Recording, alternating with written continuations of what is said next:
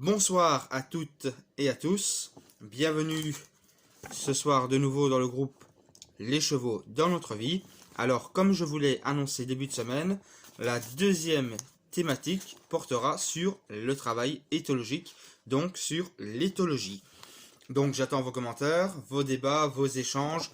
N'hésitez pas à communiquer entre membres du groupe, c'est très important, s'enrichir les uns des autres, donner vos points de vue. N'hésitez pas, lâchez-vous. Alors, l'éthologie. Équitation, éthologie et équitation éthologique. Avec cette première question, bien sûr, comment ne pas aimer ce cheval qui nous accompagne depuis la nuit des temps? Car le cheval, au niveau historique, a toujours fait partie de la société, de nos sociétés antérieures. Il fait partie de plusieurs civilisations au niveau historique. Depuis plusieurs milliers d'années, le cheval fait partie de l'histoire. Il fait partie de nous, mais on n'en est plus vraiment conscient.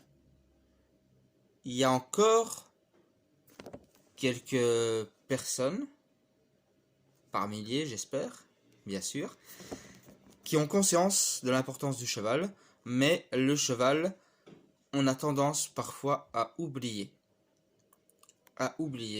comment il vit, quelle est sa façon de penser, comment mieux apprendre à travailler avec lui. Donc tout ça, il faut en prendre conscience. Donc comme je disais, le cheval occupe depuis la nuit des temps un rôle important dans les mythes et légendes. Il fait partie du folklore légendaire de plusieurs peuples et plusieurs civilisations à travers le monde. Et cette place au niveau historique, ça fait partie aussi de l'évolution de l'homme. Même s'il y a un côté un peu obscur au niveau historique, et à souligner très important, le cheval a beaucoup été utilisé dans les guerres et les conflits. Même si à côté, et grâce à lui, on a pu évoluer au niveau industriel donc, au niveau agricole, au niveau des transports, communication, le cheval a eu une place très très importante. Et alors, il y a ce je pourrais dire parfois au plus profond de son regard, le cheval nous dit donc sa mémoire de l'histoire, histoire avec un grand H.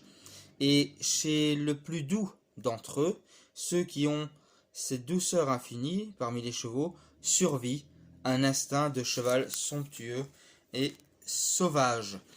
Alors, dans la mesure où l'équitation se pratique avec deux êtres vivants, il paraît très difficile de parler d'amour. C'est tout simplement comme dans un couple. Voilà, c'est comme dans un couple. Voilà. Alors, il y a plusieurs points au niveau éthologique. Le point A, le respect, la concentration, le calme, la patience, la cohérence, la responsabilité, l'énergie, la sécurité, la valorisation et la remise en question. Lors de la première thématique, j'ai beaucoup insisté que lorsqu'on entreprend quoi que ce soit dans notre vie, il faut savoir se remettre en question. Et c'est très important de savoir se remettre en question dans le travail éthologique avec le cheval. Alors en point B, pour établir une relation plus riche avec un cheval, c'est très important d'avoir cette relation remplie de richesse. Il faut savoir, en premier point, comprendre et approcher le cheval. Point 2, donner confiance au cheval, le préparer en toute sécurité.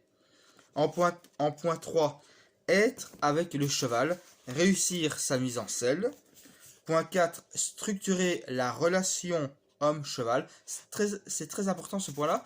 Structurer cette relation homme-cheval, c'est tout un travail pédagogique. C'est comme en équithérapie, c'est un travail pédagogique, il faut structurer le travail. Et la relation doit être bien structurée avant de commencer à travailler. Et en point 5, bien débuter un cheval. Alors, avant de pouvoir travailler avec un cheval, et je trouve que l'on ne l'enseigne pas assez, voire même pas du tout, aux jeunes cavaliers. Jeunes cavaliers, je comprends, enfants, adolescents et adultes qui débutent, bien sûr, dans le milieu équestre, à monter à cheval. On ne l'enseigne pas euh, tous ces points importants relationnels. Car si on ne peut pas détecter différents signes chez un cheval, connaître correctement les chevaux, on peut faire des erreurs. Et beaucoup d'erreurs sont dues parce que l'être humain, beaucoup de personnes, ne connaissent pas assez les chevaux ou n'ont pas vraiment cette relation avec les chevaux. Et la base de toute chose, donc en premier lieu, en tant qu'être humain, avoir confiance en soi.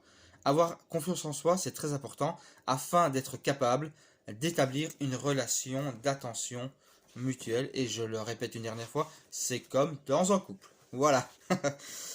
Le travail avec un cheval, c'est aussi une histoire de respect et de coopération, vous le comprendrez. Alors, il faut aussi apprendre à travailler en harmonie. Donc, savoir structurer la relation homme-cheval, c'est aussi pour perfectionner le travail du cheval. Et en harmonie, si de nous-mêmes, on n'est pas en harmonie, on n'est pas en paix avec nous-mêmes, ça ne peut pas très bien fonctionner, voire pas du tout fonctionner, ce travail harmonieux avec les chevaux. Alors, ce travail d'harmonie avec les chevaux, il faut le diversifier dans différents lieux. Il ne faut pas se contenter du travail en paddock, du travail en carrière, mais il faut aussi l'expérimenter en extérieur dans la nature. Alors, pour établir une relation de confiance, il est nécessaire d'être capable de faire passer le cheval dans des endroits inhabituels. C'est très important. La première, bien sûr, des qualités du cheval, en toutes circonstances, est le calme. Mais à cause de sa mémoire et de sa peur de l'inconnu, le cheval n'oublie rien des événements qui perturbent sa vie ou qui ont perturbé sa vie. On dit que le cheval persévère dans une défense. Et il faudra du tact à son cavalier pour que le cheval comprenne qu'il n'a rien à craindre. Car il faut savoir que depuis la nuit des temps, et peu de personnes sont au courant, ne le savent pas, ou en ont entendu parler un petit peu, les chevaux nourrissent en eux la peur de l'homme.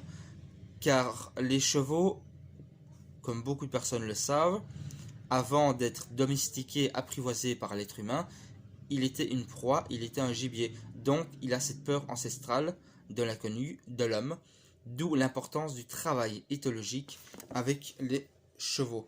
Alors pour bien connaître un cheval et le milieu équestre, avec tout ce que cela comporte, il est nécessaire, et je trouve une fois de plus ce que peu de jeunes cavaliers et cavaliers plus âgés ne portent pas d'intérêt du tout. Parler à un adolescent